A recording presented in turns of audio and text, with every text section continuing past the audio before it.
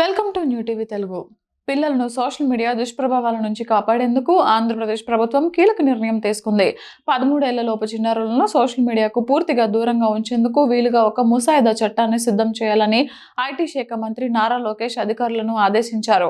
ఉండవల్లిలో మంత్రుల బృందం, ఉన్నతాధికారులు, మీటా, యూట్యూబ్ వంటి ప్రముఖ సోషల్ మీడియా సంస్థల ప్రతినిధులతో ఉన్నత స్థాయి సమావేశం నిర్వహించారు. ఈ సమావేశంలో మంత్రి లోకేష్ మాట్లాడుతూ పిల్లల్లో సృజనాత్మకత దెబ్బతినకుండా వారిని కాపాడుకోవాల్సిన బాధ్యత ప్రభుత్వంపై ఉందన్నారు.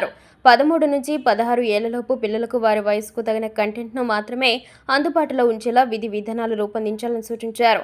సోషల్ మీడియా వేదికగా మహిళల పట్ల అవమానకరమైన, విద్వేషపూరిత వ్యాఖ్యలు చేసే వారిపై కఠిన చర్యలు తప్పవని హెచ్చరించారు. పిల్లల డిజిటల్ భద్రతకు సంబంధించి ఆస్ట్రేలియా, సింగపూర్ వంటి దేశాల్లో అమలవుతున్న ఉత్తమ విధానాలను అధ్యయనం చేయాలని అధికారులకు లోకేష్ సూచించారు.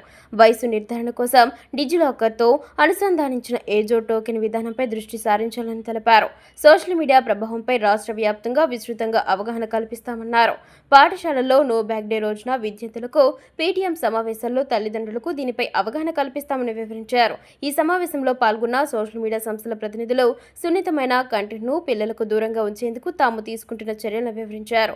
ఆంధ్రప్రదేశ్ ప్రభుత్వం చేపట్టిన ఈ కార్యాచరణకు తమ పూర్తి సహకారం అందిస్తామని హామీ ఇచ్చారు. ఈ సమావేశంలో మంత్రులు వంగలపూడి అనిత, నాదెండ్ల మనోహర్, సత్యకుమార్ యాదవ్, పలువురు ఉన్నతాధికారులు పాల్గొన్నారు.